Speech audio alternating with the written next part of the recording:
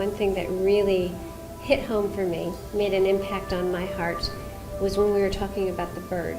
Do you remember talking about the bird? Yes, because you had mentioned about happiness. Right, as and a we talked about continuum. happiness in the beginning of this show, and I was relating a resource that I had read saying that we are all, should be, for the most part, in a constant state of happiness.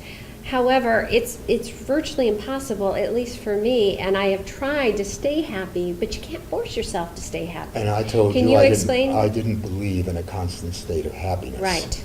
That I said that happiness is like when a bird comes and sits in your hand, or a child, I've Yes. got to use this instance, Right. is sitting on your lap, and you feel that warmth and love for it. Yes.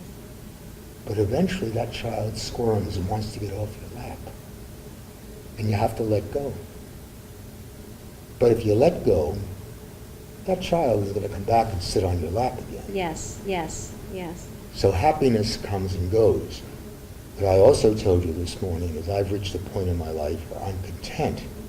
And I think that's the best thing that one That can is achieve. true. Right. Because if you're content, that means, and I also said this to you, there are certain areas in my life that I feel I was not successful. I failed. But what I understand is why I failed. And then I say to myself, but you did the best you were capable of doing at that time. So you have to forgive yourself. That is true. And even this morning, we talked about that concept right there, the concept of forgiveness. Mhm. And so let's just dive into briefly the difference or the correlation between that self-love and forgiveness.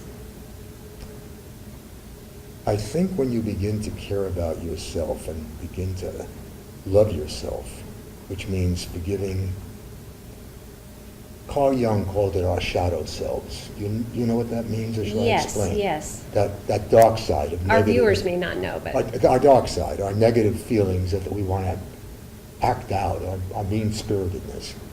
When you accept that it's there, it becomes much easier for you to just say, okay, that's part of being a human being. And as I said, it has to be bolstered by the fact that you also recognize, which can be very difficult for people, the good things about you, yes, the things you like, that you respect about yourself. right. Then you have the full person. But when you understand your feelings and your failings, and you learn to forgive them because you did the best you could do given who you were at the time, you then can apply that to the parents that may have emotionally abused you.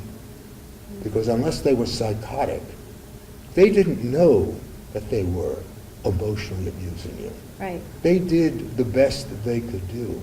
At the time, with what they had, right? And that leads to forgiveness of saying, oh, I'll give you a perfect example. My father was a very non-communicative man. Never showed affection. Never used the word love. So at some point in my late 20s, when I had embarked on therapy, I was encouraged to go down and talk to my dad. I say go down because I live in New York and he was in Florida here. And at one point, I said to him, I always felt you didn't love me. And his response changed my life. He said, if I didn't love your mother, your sister, and you, why else did I work 6 days and often 7 days a week? Incredible. And then I knew, to him, love was putting a roof over our heads, food in our mouth, and clothes on our back. He hadn't the slightest idea of what it meant to be a loving father in the sense of touch or doing things with your child. You understand what I'm saying? I do understand what you're saying, because love, and this is very clear right now, right here, right now, is that love to different people means different things. Exactly. Yes, I understand that. And as one of 12 children, which is what he was, that's what Right. love was, providing. And that's not an easy job, that's for sure. It wasn't easy for him. We never had Right. much money, but we made it.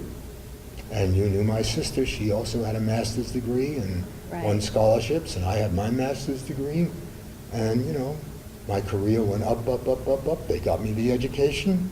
I didn't go to an out-of-town college because we couldn't afford it, but I got a good education. And I got good values.